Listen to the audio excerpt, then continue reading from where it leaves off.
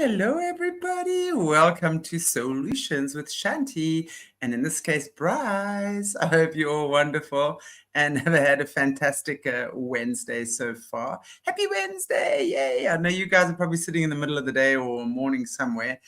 But wow, we really are getting into the crux of this Mormonism thing. I know, Brice, you and I have been doing it for quite a while now, quite a few weeks.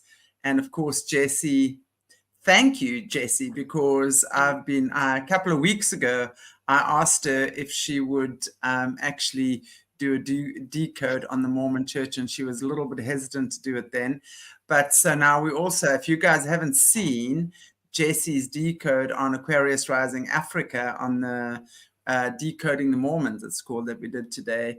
Fantastic. I mean, and this is just the beginning. We're also going, Jessie is very good at sort of taking the structure, she's brilliant with that, taking the structure and looking at it and sort of going into all the different sigils and signals and pretty much, what the kids, the ages, etc., etc. Yeah.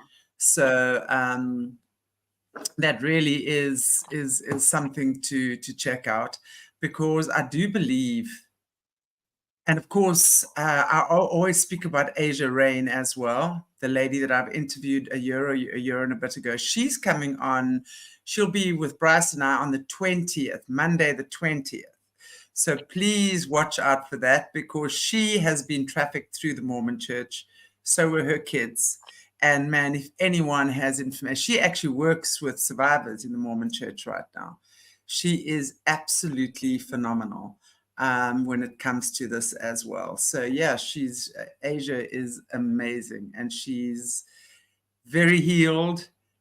So she doesn't come from the place where she's wounded and stuff like that. She's very healed, and I don't want to say too much because I'll rather save it for the day when we see her, but she gave me a lot of insight as to what's actually happening with Chad and Laurie and Jody and Ruby and all of that. So lots of, there's lots of layers to look through there as well.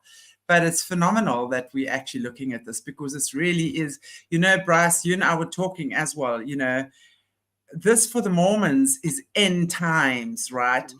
I say, and I've always said, this is not the end of the world or end times, and the world is now going to blow up and only 144,000 are going to transcend. This is the end of the world as we know it. It's just a transition. So yes, it's a change of frequency. It's a change of vibration. It's a change of dimension.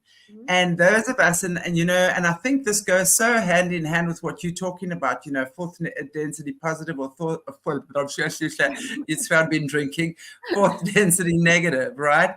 Okay. So you're either going to take the right road or the left road. And, depending on where the work you've done on yourself. And really, this is where I keep going back to saying, Jesus is not coming back to save anyone. No. Jesus has already been here. He never given us the tools. He never said he was coming back. Never. Yeah. Exactly. Yeah. And has given us the tools with which we need to work in order to save ourselves and resurrect our own consciousness, resurrect our own inner being, if you will, that's going to lift our frequency, that's going to enable us to make the decisions to be more Jesus-like, not try and compete with Jesus, but be able to do the stuff that Jesus also did: heal the sick, raise the dead, whatever, resurrect. You take your body with you. This whole thing of living and dying is something that's now not going to happen anymore, because your body is of a lighter frequency where you can start healing yourself. You can start understanding things about yourself through different dimensions. Every survivor, listen to what Caleb Jade is telling us all the time. There are so many different dimensions on planet Earth. And we will, and we've lived, before we came into this fallen reality, we had those gifts. We had that knowledge. We've been through these transitions before. Yes. We just got to reclaim it. We got to remember who we are.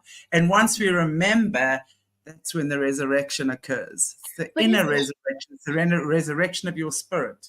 Isn't it interesting about when we talk about like these like fundamentalist beliefs, and this, you see this a lot in mainstream Christianity too. Of course, Mormonism is the Church of Jesus Christ of Latter-day Saints. So the whole foundation of the Mormon Church is the quote unquote end times. And I was telling you this to you, Shanti, off camera, because I've been up since 2:30 at an early morning class, and I was listening to all these podcasts. I've just been so immersed in this Mormonism. And I just want to say I'm super grateful to Jesse and to Asia Rain, because I was saying there's so many things, as somebody like myself who was never a Mormon, or Shanti who was never a Mormon, the Mormons do a lot of things in secret in the temple, and only the most special of Mormons get to go to the temple. So there's always going to be a stop when it comes to my research, because unless I can find somebody that's willing to spill the beans on what they're doing in the temple, I will never know. So I'm so grateful to Asia Rain for coming on, and for Jesse for covering this from more of a dark cult perspective, because it's totally dark cult, like 100%.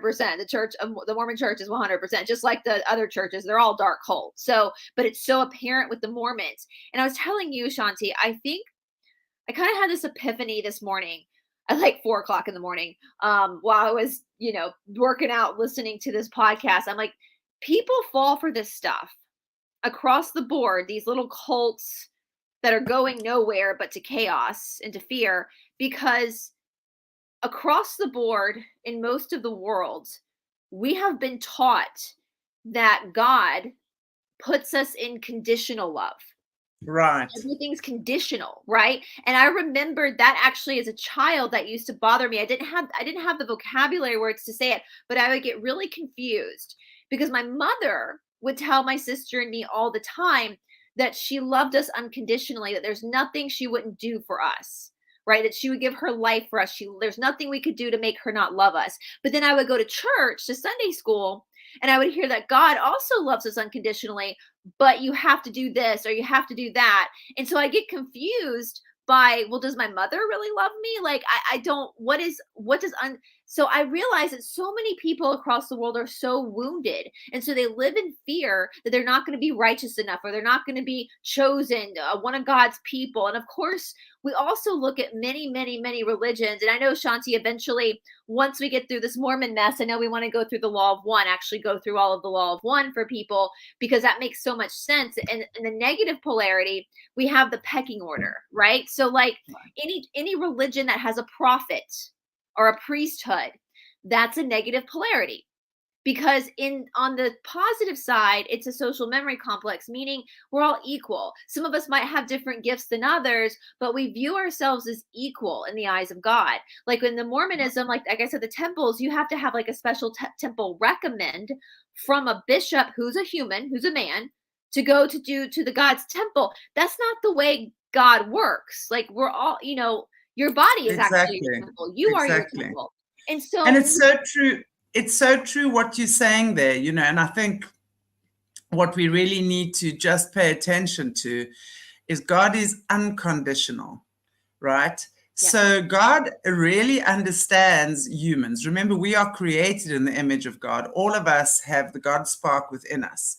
Yeah. And God fully understands that, especially on the third dimension, we have free will and choice.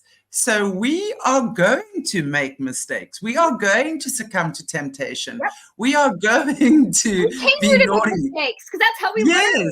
Yeah. Exactly. Yeah. So of course we're going to, until we come to that point of realization that doesn't work, but this does.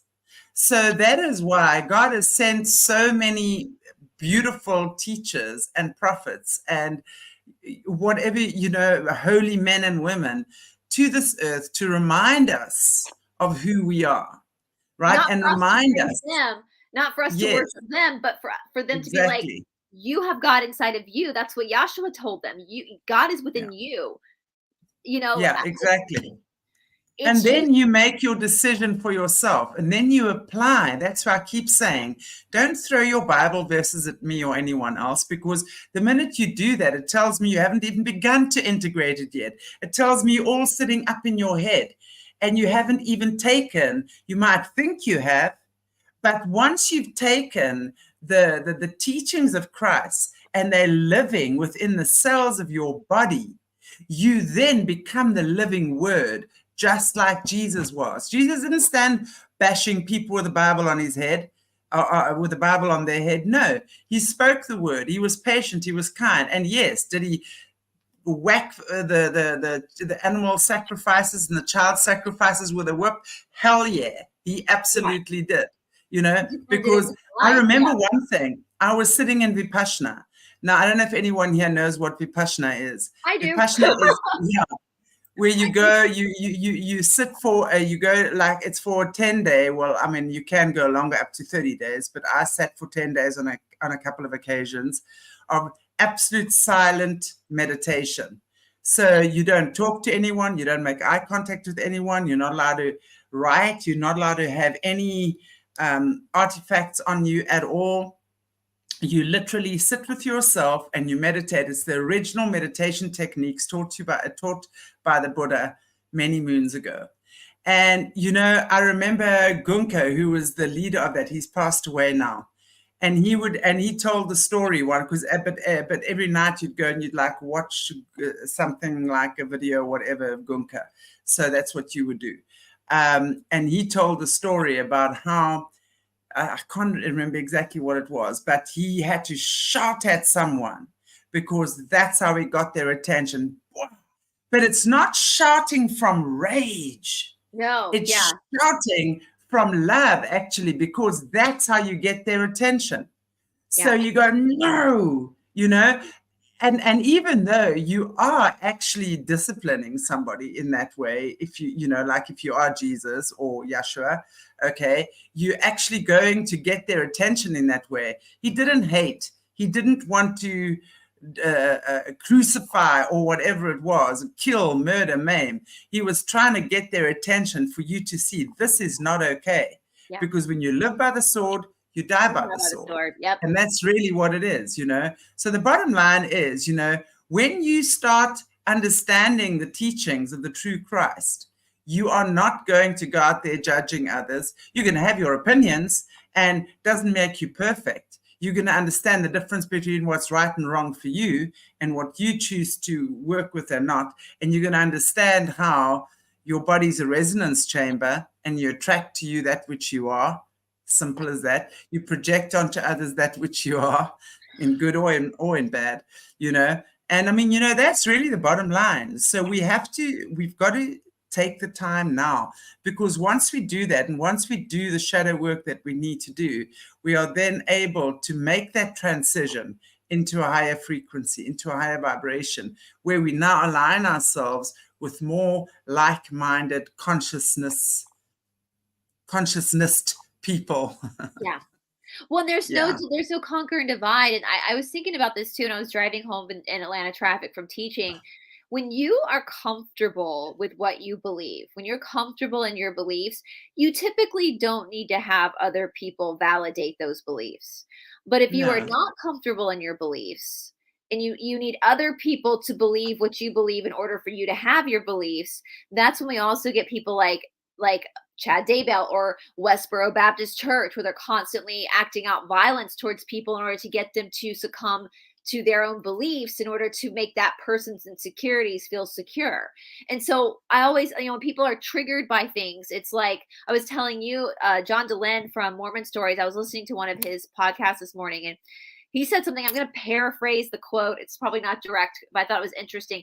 They're talking about when we study like the history of things. If when you study history of anything, let's say history of the Mormon Church, as we're doing now, you're going to get triggered. If you're not triggered, then you're not studying the real history, right? And those triggers are little nuggets of gold for you to like look at, right? Is this because your soul knows what's being said is true, but your brain is fighting against it? Like it's and I just one thing about the Chad Daybell and Laurie Vallow case, and the main reason why I originally wanted to just to do this case too, is because there are a lot of similarities with Chad Daybell and Laurie Vallow with Telegram and the truther community. And so I wanted on our recap today, like I just had somebody plagiarize, I won't say who, but plagiarize all of my 4 years of work. and they put it in a book, and they self-publish the book on Amazon, and it's literally all of my work. Like, I got the book, and it's literally things directly that I've said. It's all out of context. The author obviously has no clue what she's talking about because it's all out of context, but it's things that I've said. And this particular person as well has these Telegram groups where she herself was using a pendulum to ask if people's souls were dark or not. And this is something that I want to talk about specifically because this is what Chad Daybell was doing as well. So Chad Daybell and Laurie Vallow, who are members of the Mormon, the Church of Latter-day Saints of Jesus Christ Church of Latter-day Saints, the Mormon Church, they started to, because it is a Latter-day Church, because it's so focused on the end of times, you have a lot of people in the Mormon Church who are preppers. Now, a lot of people in our community would also be considered preppers, where you're storing food, you're storing all sorts of things you might need in case of a disaster. There's nothing wrong with having like a few, like we have like a crate of beans and some rice. Like, there's nothing wrong with having some stuff in storage, but these people take it to the nth degree. Like, they have whole basements full of food. People are spending so much money on camping supplies, gears. And there's a website that's called a Vow. And this website stands for Another Voice of Warning. And I was actually on the Vow website today. There's not a lot I can see because it's behind a paywall and I'm not giving them any of my money. But from what I've learned, listening to a lot of these podcasts, this is a Mormon-based prepper website warning about the end of times. And this is where Chad Daybell, kind of his name became big. People like Julie Rowe. What I've also noticed in the Mormon Avow group, which I also noticed in the Truther community, is that there's no spiritual education whatsoever. So we don't see people having discernment between stuff. And I think the reason why people aren't learning discernment and they're not giving educations in spirituality is because they want to keep people in a state of fear, right? Because knowledge is power, knowledge protects. So what's happening, we've talked a little bit about the near-death experiences. And I listened to Heather Daybell, Chad Daybell's sister-in-law, talk about this, and I agree with her. Because like I said, my grandfather had a near-death experiences. The near-death experiences that Chad Daybell claims to have, that Julie Rowe claimed to have, that all these people allegedly had, in my opinion, are not near-death experiences. They're adrenaline rushes. What they had was an adrenaline rush, right? It wasn't a near-death experience. And what's happening, though, is they're writing these books on these near-death experiences where all of a sudden now they claim that they have visions, but it's changing over time. Their stories are getting more elaborate over time. They're producing these books, and so now everybody thinks every time they have a dream that that's a vision. And so you could have a dream about a red balloon coming to Earth, and all of a sudden you've turned that into like some big red blob's going to fall from the sky and eat up all the bad people, when literally dreams can be metaphors. But sometimes, and I was listening to a guy named Sean Little Bear, a Native American, talk about this. And, sometimes when you're having these weird dreams, it's really just for you. It's not for other people. So but then I think a lot of people feel like they're left out because they haven't had this experiences. So they start making up an experience. Like, all these things start happening to be part of the in crowd. And it's just like pure chaos. Like, it's chaos. And I'm like, and I think people are falling for this because they're not educated and how to have discernment. Like, spirituality is about being in your own body, about being in your own spirit, not relying on other people to tell you which way to go. That, again, is a pecking order. So this But I just want to chime in here and say that when we're looking at the Mormon Church, though, it makes a lot of sense that they would have these types of ideas because we understand now how conditioned and how programmed they are in the Mormon Church. So my opinion is when they had, like, for example, I honestly believe that Chad Daybell thought he was doing the world a lot of good. They're so brainwashed. They're delusional. And when we start listening to the people who've been in these churches, like Asia will be coming on, as I said, in a few weeks' time, a few days, week and a half, you will understand how they program the kids and from what age the kids are being programmed and what they do. It is absolutely tragic. And if you haven't listened to my interview with Asia Rain yet, please go and do so, because that will give you a lot of insight. So already they're programmed. And, my opinion is, when these kids are taken into the system, and again, for the umpteenth time, let's never forget, the Mormon church forms one of the 5 pillars of the Illuminati, which is all satanic. Yeah. Okay. So there's a lot of programming that goes on. And in my opinion, that he probably, through some of the rituals and whatever they do with the kids when they're young, they get attached to certain entities, right? Yep. And my opinion is that it's these entities that oftentimes will work through them. And we must never forget how deceptive these entities are, because man, oh man, can they absolutely pretend to be God himself. They always will. I mean, Law of One talks about this, guys. No extraterrestrial or alien, or whatever you want to call it from the positive side, is ever going to come talk to you, because they respect your free will. They respect your journey. They want you to live out your karma. It's always negative who are mimicking. Can I actually share screen, Shanti? Is that okay? I pulled up I think you just got to present. Go to present. Yeah, here it is. All right, hold on one sec. Oh, hold on one second. Carol, I agree. Discernment is like a muscle. I'm not sure everyone can discern, which is exactly why when you're practicing and when your body is in shape and strong, you are able to discern. So when you are applying the teachings and you're doing your shadow work, rest assured you'll be able to discern. Everyone can discern. Yeah. Maybe they don't because they've given their power away, and that's exactly what these I keep saying.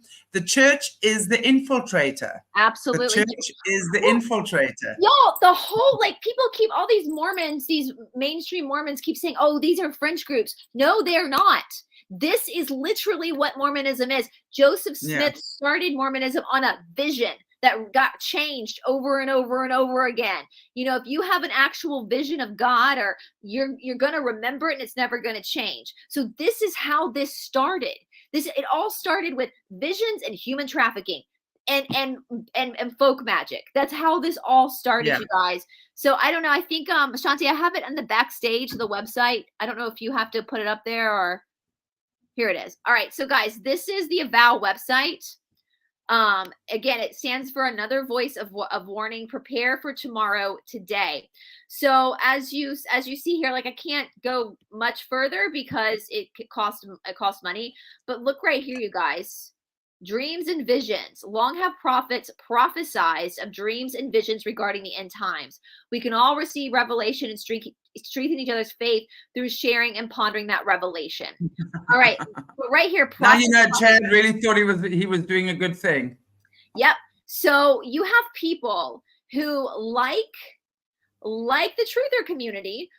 People who are spinning. All right, I think we can take it down because I can't go much further than that because you have to pay for it. I'm not giving them my money. So you have people like in the truther community, like with this Telegram, where they spend all day on Telegram or on this Vallow website, reading, becoming more and more and more indoctrinated, when they can just put their phone down or put the website down and go take an effing walk, And so what we have, when Chad started writing and publishing Julie Rowe's book, you all of a sudden had this man, like the girl who plagiarized my work. She's doing the same thing on Telegram, that all of a sudden he's claiming he's some bigwig in God's world. He is now a voice for God, right? No human being is a voice for God, you guys. No, you are the voice for God for yourself.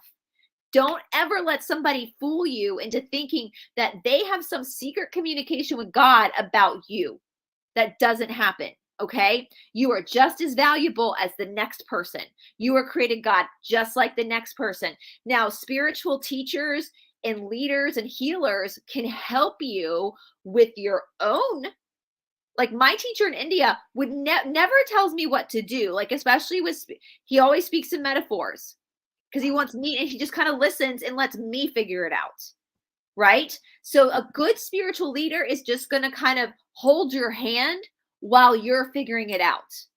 Yeah, exactly. They'll show you where to look, but they won't tell you what to see. Big difference. Exactly. So we have this guy Chad, who's Daybell, who's now on trial for his life because he could get the death penalty for this. He finds a necklace, from what I understand, at his local ward, which is what they call their church, which to me, I mean, church is a demonic name, but ward, that sounds like a psych ward, like, right? So he finds this necklace and starts using it as a pendulum. I have many pendulums. This is one of my pendulums. Now, we also know that pendulums, and I feel like this is so important to talk about.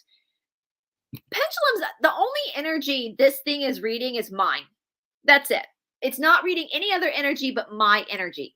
So I always tell people with pendulums, like, I don't use my pendulum to ask about any other person but me.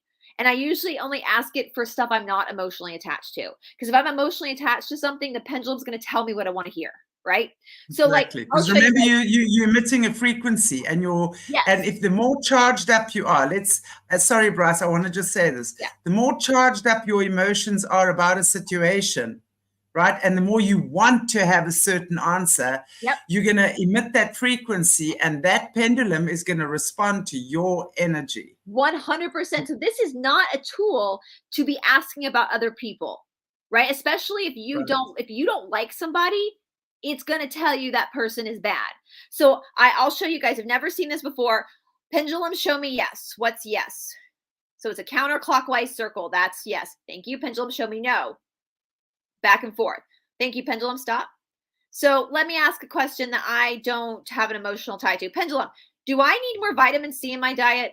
I don't care if that's on. No, I don't need more vitamin C. That's reading my energy, my subconscious energy. Thank you, Pendulum. Pendulum, I've been taking more electrolytes for my immunity. Is this helping my health, my overall health? Yeah. I'm not emotionally attached to whether I eat more vitamin C, right? I'm not emotionally attached on whether I go. Some people will ask about, is 1 p.m. a good time for me to go to the grocery store? Or is 3 p.m. better? So things that are not, you don't have, that's where you're going to get your most honest answer from. But when also often, like, if you're going into like a health store or something and you need to take flower remedies or whatever, you can stand and over the remedies or whatever medication you need, and it can give you a yes or no to that. So 100%. A lot of people I know take their pendulums into stores like that because, again, you need it. But if you're looking at, you're not emotionally attached to whether you buy this brand or that brand. Right? So your subconscious energy is going to know, though, which the stuff that you can't really tap into consciously, it's more subconscious, is going to be able to show you. But because you have no emotional attachment to it, it's going to be more honest. Right? But, I know the person that plagiarized my work, after she stole all my work, she went all over telling Telegram that I was a dark soul because her pendulum told her I was. Because she wanted to get rid of me because she stole all my work. She was projecting her own energy. Exactly, 100%. But here's the thing, as comical as that is, you guys, this effing pendulum is the reason why Chad Daybell is on trial for murder, multiple murders right now. Because this pendulum, these idiots, excuse my French, but these freaking idiots were programmed to believe that Chad had some mystical, it's called spiritual manipulation. It's part of cult control. Look it up. Had some mystical power that nobody else had, and that he was speaking for God. And if his pendulum told you that so-and-so was a dark soul, then you have to get rid of that person in the name of God. So because they're a zombie now. They're a zombie, right? That's the words they use. So funnily enough, for those of us from the outside looking in, all of the people, including the 2 children who had dark souls, according to Chad, were people that were questioning Chad, people that didn't like Chad. So quite funny that his pendulum, because obviously if someone doesn't like you and is making your affair harder for you to do, because both of them were married to other people, and both of their spouses both ended up dead because what was it? Her husband Charles Vallow had a dark spirit named Ned, and like Tammy Daybell, Chad's wife, had a dark spirit named Viola. Like they give them, it's like wackadoo, and so they go and murder these people because in the name of God they've been given special permission. And so that is what terrifies me. So I'm going to beg you guys, on my knees, begging you guys, if you are in a Telegram group or any type of group where they're pulling this crap, remember this case. Because I guarantee you, I would not want to have to witness. I wouldn't have to be. These people, Chad Daybell is on trial for his life right now. And like I've said before many times, I'm not super comfortable with the death penalty. And I'm not typically not someone that like responds positively to that. However, with Chad Daybell, the more I study this case and the more I look at the victims, fry his ass. That's how I feel. For this shit, fry his ass. Because he killed a 7-year-old kid with autism. Like, I can't, like, it because of this, because of the delusions. And so this is something that we all need to be aware of. You do not have now, and here's the thing too, like, you could feel a gut instinct about someone. Like maybe you met someone and you're not sure about them. Now your gut feeling might just be for, there have been cases. Now, if you get a gut feeling that somebody's a bad person, if you don't have literal proof, you can't really do anything, right? And sometimes you get gut feelings about people because they're not right for you. It doesn't mean that they're not good people. They're just not good for you, right? So imagine an innocent person getting all this, smearing done on them because somebody thought that they had some authority from God to blacklist somebody else, if that makes sense. So I know I get heated about this, which is interesting, and it's what I was saying earlier. I mean, you look at Laurie Vallow now, who has still not actually been able to accept and take responsibility for the fact that she killed her kids, or she was an accomplice. I'm not saying, I don't believe she killed them herself, but she was an accomplice. Why? Because Chad actually controlled the situation, and according to his pendulum, they were dark. Now, what's interesting here is that I was saying to off air, Brice, I do believe Laurie Vallow was already having some kind of mental health issues. Yeah, there was something not quite right. She was ripe for the picking. Along comes Chad and makes her believe that she's his bride, and they've been living all these lives together, and they are the leaders that are going to take the 144,000 into the new dimension, or whatever it is, the new world, whatever it is they believe that they were doing. However, so in her mind, and this for me just sits so right. In her mind, she believes, because Chad was this great prophet, right? And she believes that she killed the zombies. Her children were no longer this, that they were no longer in their own bodies.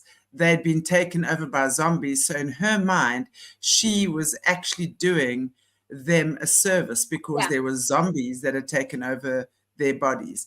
Now, my point is this: if you've seen how Laurie Vallow has declined in just her looks, her appearance over the last few years, it's actually astounding. Now, my point is as well, can you imagine as a mother, because that's her way of copping out.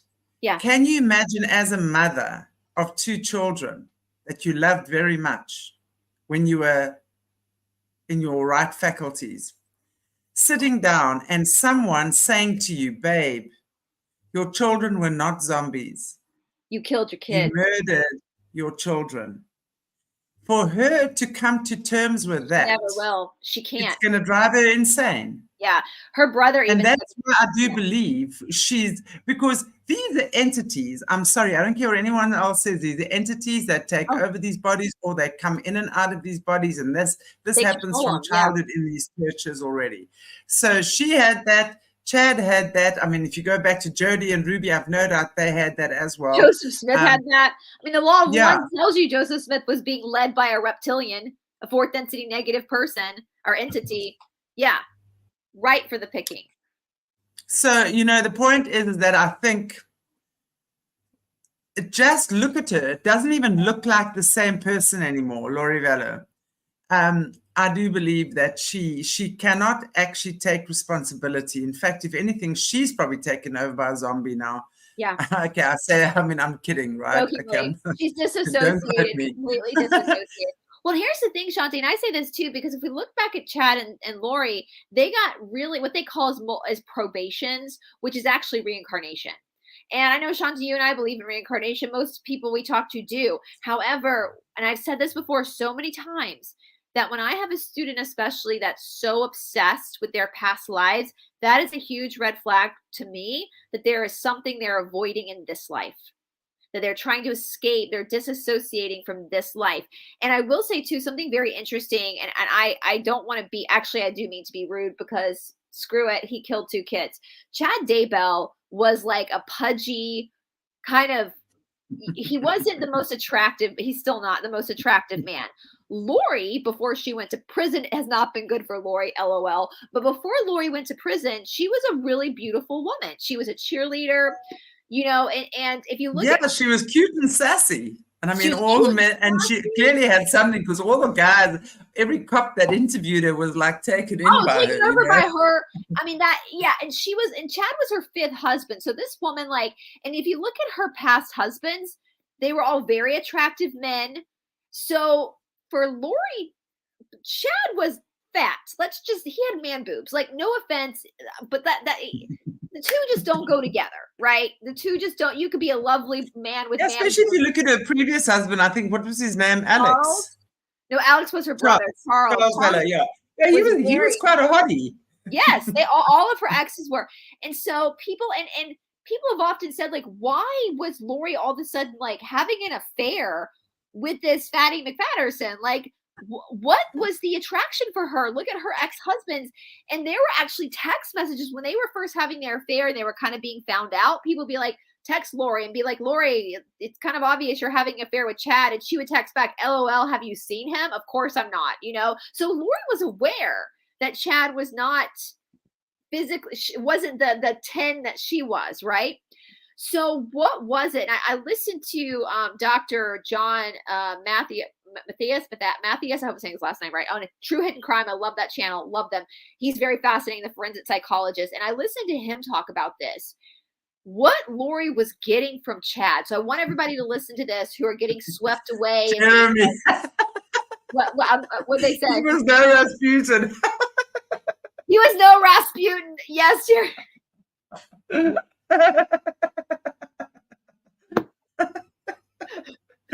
Oh my word. He was no Gapon. Let's put it that way.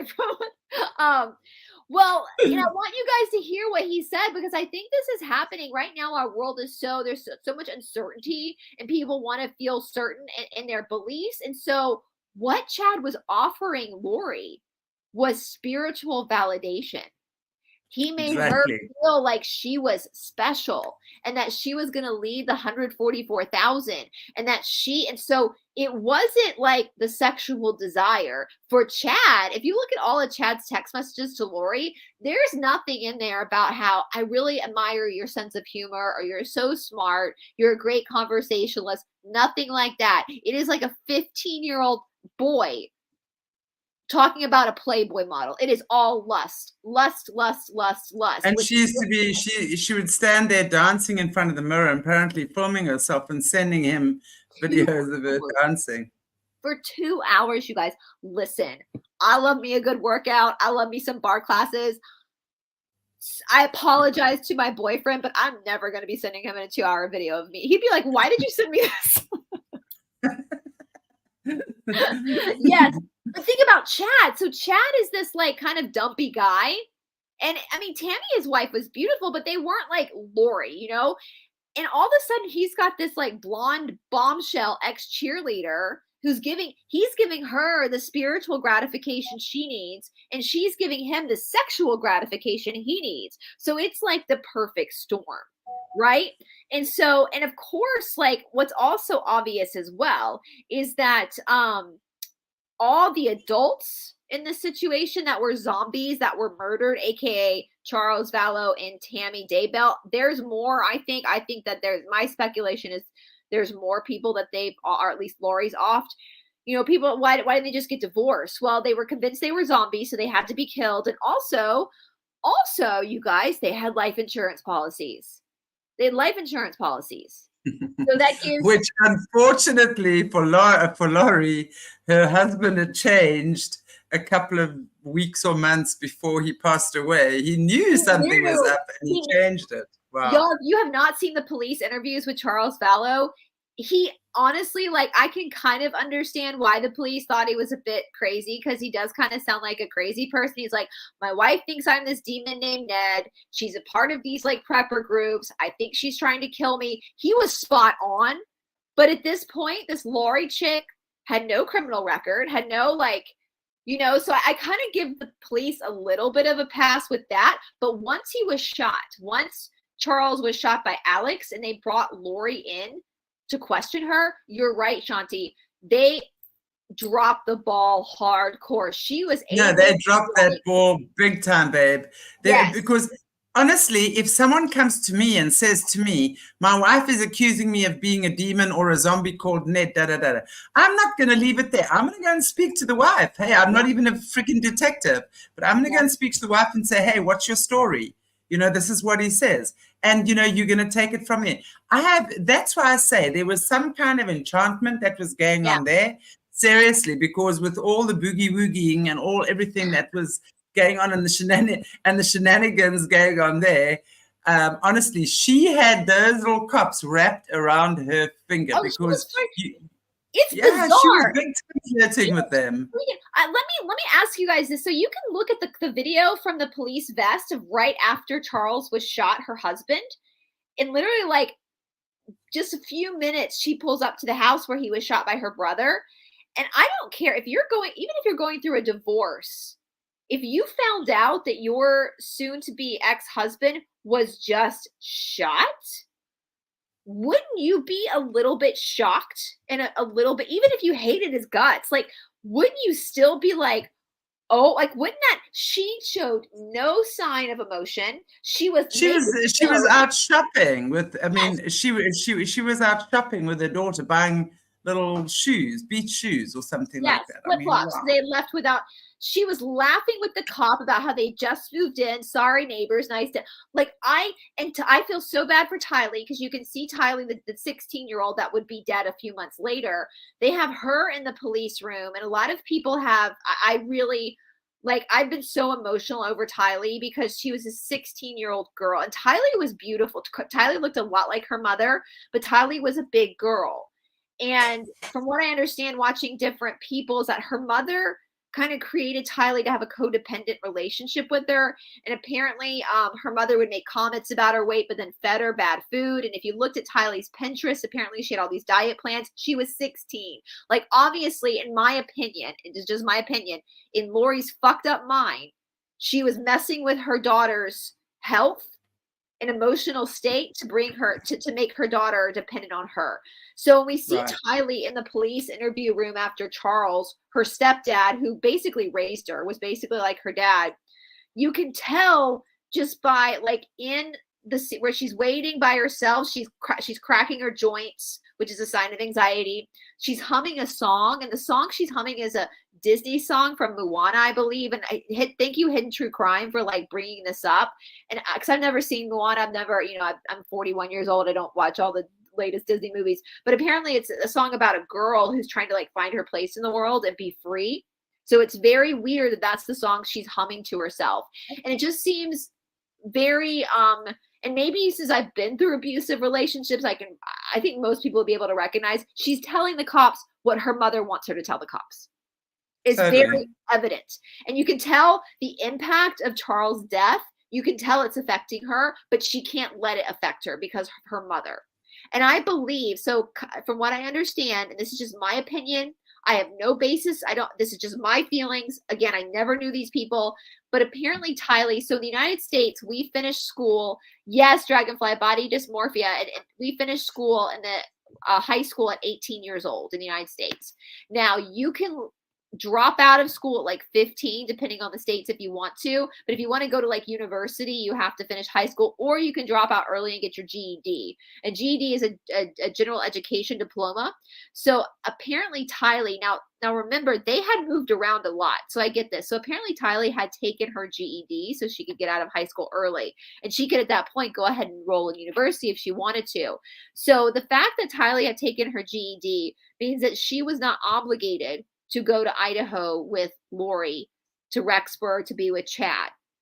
She could have gone ahead and enrolled in a university somewhere, but I believe, this is just my assumption, so my speculation, that she went with Laurie to Idaho because she was trying to protect JJ, the little boy, her little brother who was a 7-year-old autistic, because you've seen those videos, she calls him her child. They're always hugging onto each other. Every photo you see is her and JJ he loved Tylee. And I think Tylee was his protector.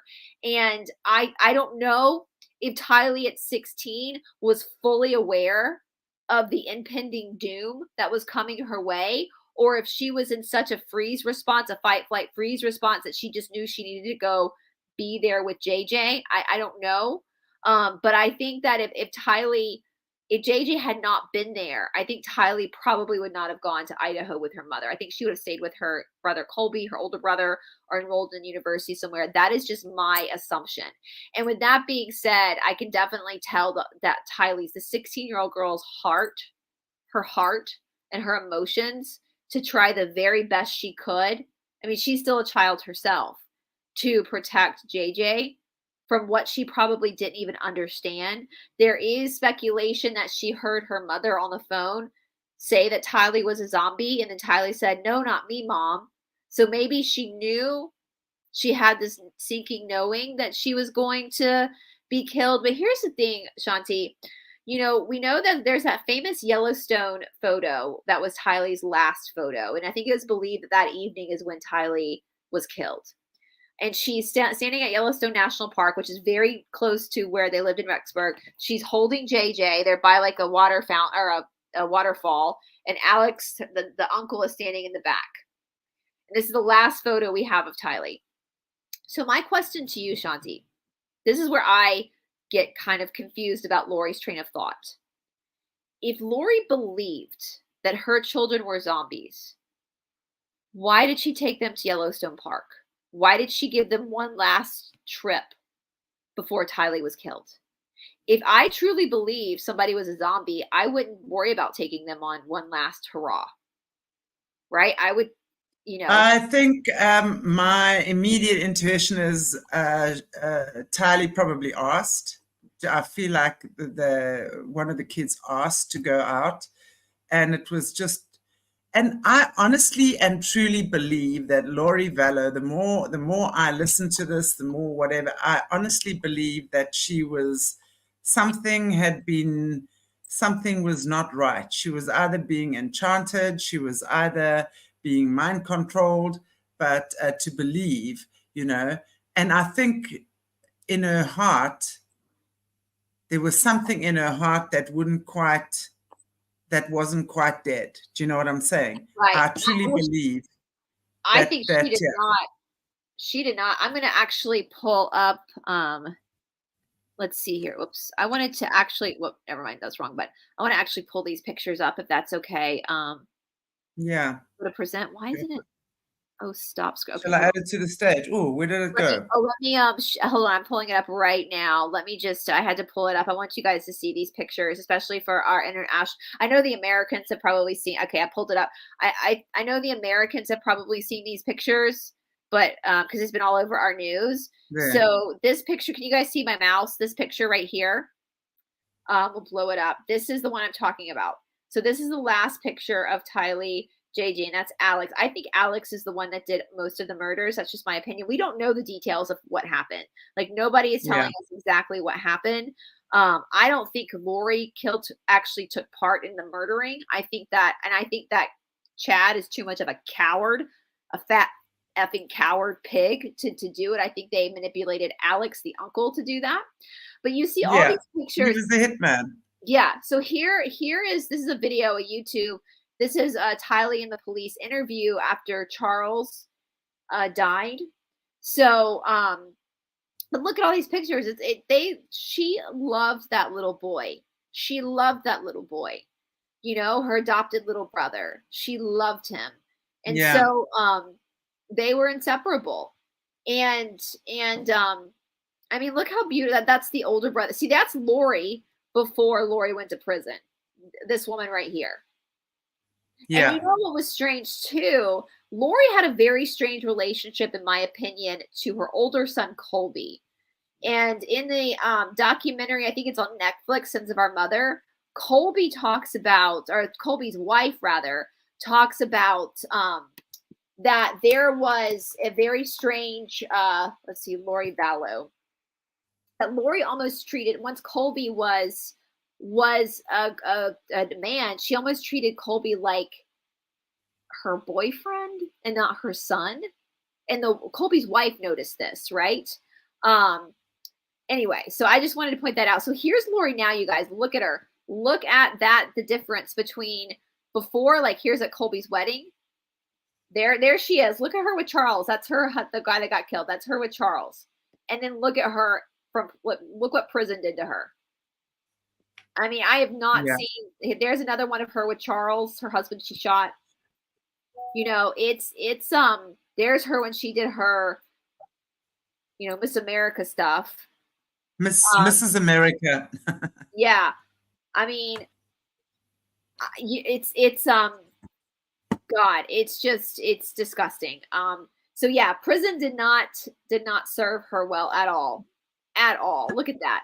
Look at night and day difference between before prison and now. I don't feel sorry for her. Like, you know, that, you know, I mean, just I mean, I guess we can stop share now, but just the barbaric way too, in which it's not like if you get the death penalty, they're just going to, they're going to euthanize you basically. But her children, the way in which they were murdered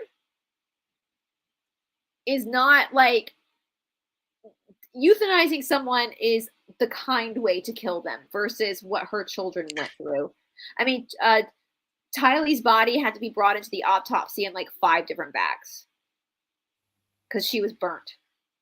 And yeah, it just, I mean, it is gobsmacking. And it's all because of this thing, you guys. So be careful with these pendulums.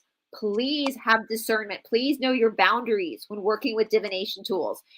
Okay? Please know your boundaries when working with divination tools, because you don't want to end up like Chad Daybell. You don't want to end up, you know, don't follow. If somebody, you know, we know that Laurie's daughter-in-law, Colby's wife, also said that Laurie would tell her things like, Jesus loves me more than you.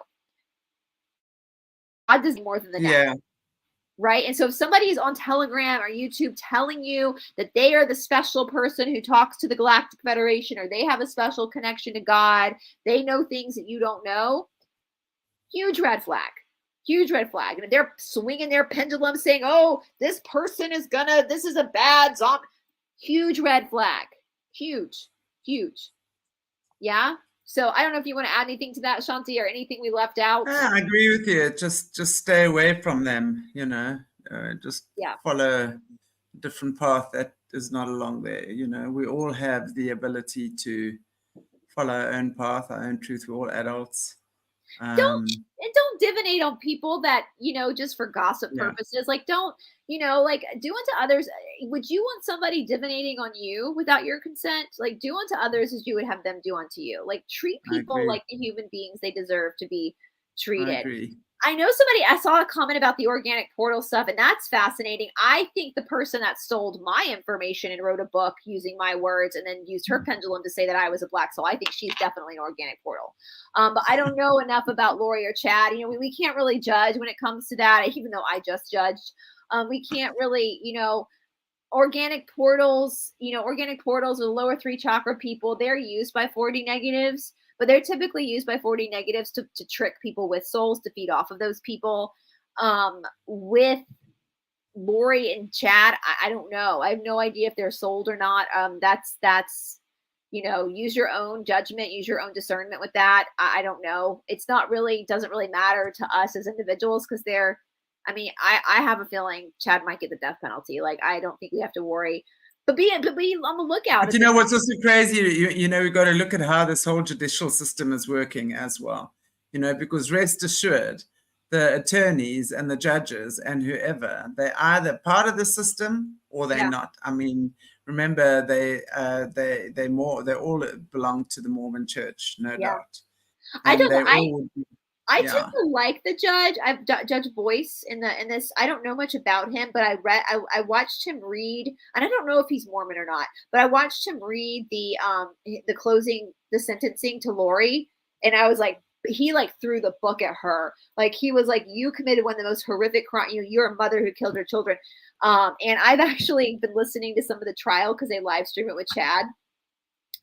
And Chad's defense attorney, like, they made a good point on the Hidden True Crime. As annoying as his defense attorney is, like, every defendant needs a good defense attorney, because if they don't have a good defense attorney, their trial could be overturned, right? So we want Chad to have the best defense possible, so there can be no overturning of the verdict, right? No appeal, no granted appeal. Okay, so we want him to have a good defense. But I have seen this judge make snarky comments to the defense attorney, and we love a good snark. We love a good because I think, and I have to say, like, I don't know how these prosecutors and these judges are sitting through these trials with a straight face. If I were in the jury box, I would probably be sobbing. I mean, just listening to some of these stuff, I get emotional about these children, and I don't know how they're able to do that while maintaining their composure. So, but I do believe, and I listened to somebody speak about this from Rexburg. I mean, I've never been to Idaho, so I don't know this, just from what I've heard, that they believe there's actually thousands of people involved in this. There are so many, like, tentacles that reach out from this avow group that are just dangerous. And absolutely. Absolutely. There's no doubt in my mind. And these are the four guys, and these are the smoke screens. This is a smoke screen, yeah. Yeah. But anyway, that all has a purpose, and they're all just bloody good actors and actresses as far as I'm concerned. Yeah. They really know what they need to do majority of times. So anyway. Oh, I will say, I wasn't aware of this, but apparently one of Chad's neighbors also showed up dead. And when I listened to this interview, and I don't know much about this, so just take this for what it is, guys, is hearsay. The person being interviewed, who's also another neighbor. So the neighbor that showed up dead was like one of these busybody neighbors who always knew what was going on everybody's property. And she said if those kids' bodies were buried in a 2-foot grave, which for those people who aren't American, usually graves are 6 feet. So he put them in a 2-foot grave. That neighbor would have known. Like, he knew when ducks were on people's property that weren't supposed to be there, right? Like, this neighbor was such a busybody, he would have known. And then he showed up dead too.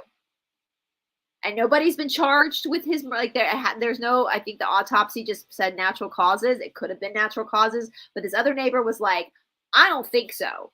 Because this dude, as annoying as he was, and how many neighbors got into feuds with him over property lines and him spying on everyone, he would have known. It's one thing to be a busybody neighbor and to spy on your neighbors. It's another thing to be a murderer. So he would have known if he saw. He was constantly looking out, old man constantly looking out in other people's business. Yeah, makes sense. I mean, it's suspicious. Moral and of I the agree story. with you, Jeremy. The system is rigged top to bottom. 100%. So we'll see what transpires. It's interesting times indeed. So we shall see. Story, I will say, if you are one of those busybody neighbors and you think your neighbor buried a body, best not to go confront your neighbor. Maybe just go to the police. Like, take this exactly. Or maybe make sure you're not seen. Maybe they saw him like sit there like. Oh. I know, like. Oh my gosh. Okay. Wow. Cray. All right, everybody. That's it from us for today. And we wish you a beautiful, beautiful, beautiful day and evening or whatever, wherever you are in the world. And thank you for joining us. Thank you for tuning in. And we shall see you. I've got Tomorrow, Caleb at 6, and then 8:30, which is an hour and a half from now, whatever time that is for you. John 2:30. Perkins, Confessions of an Economic Hitman. Got to listen to this. We're All the already done. shenanigans in the world. It's so fun to talk I about. tell you, I love him, and I love the whistleblowers that are telling us what's been going on, and especially those who have been there, done that, coming out and just telling the world what it is. So, and then Friday, I don't think I have much on Friday, Saturday, Sunday, Caleb again. Oh, and Yana, my friend Yana. You guys might have watched her. Her partner, he committed suicide on her birthday in her driveway in February. That was just tragic. But wow, I mean, we therapize, we call it therapizing once a week, me and my bestie. And man, oh man, as this girl turned the corner. Humaning is very rough. Let me tell you, this girl, she's also an Aquarian, I'll have you know. And she has just done incredible things, just turning this corner. I'd say something to her and she gets it. And then she works with it immediately. I mean, it'll hit home for her and she works with it and then she'll bring it all up. No, she's amazing. Good. So, she really has turned the corner since then. So I'm going to be chatting with her on Sunday as well. So join us for that. While we're still on, do you mind? I know it's your channel, but should we put a call out for anybody associated or knows anybody with these cases if they want to come on and tell their story? Yeah, for sure. Contact us. There's some people I want to reach out to talk to because there's just so much to learn from this. And I hope that these kids' lives were not lived in vain. We can all learn. Just say no to the pendulum. Pendulum for food and appointments only. Other than that, just put it down. Put it down. Yeah. And look how pretty it is. Yes, just look at the prettiness of it. Just leave it be. I must say, I would sometimes use my pendulum for if I wasn't sure. If I'm tracking lost animals, I would use it on like a map. What do you call it? Yeah. Aerial map. Yeah. Yeah, that's And then I would track around there. That's how I would also use it. You were asking if the park ranger was a zombie, though. So, you were just saying, where's the animal? Yeah. So, yeah. That's a good use for pendulum, too. So, which route should I take to get to the certain location? That kind of stuff, guys. Not the value of somebody's soul. A pendulum cannot tell you the value of somebody's soul. It can't. Okay. Cherry bars, everybody. God bless you all. We shall see you very, very soon. Bye, guys.